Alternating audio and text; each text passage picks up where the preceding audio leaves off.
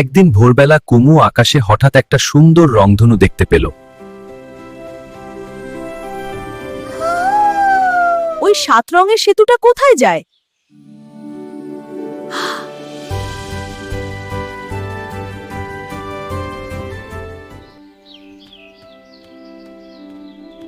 কুমু, কোথায় যাচ্ছ?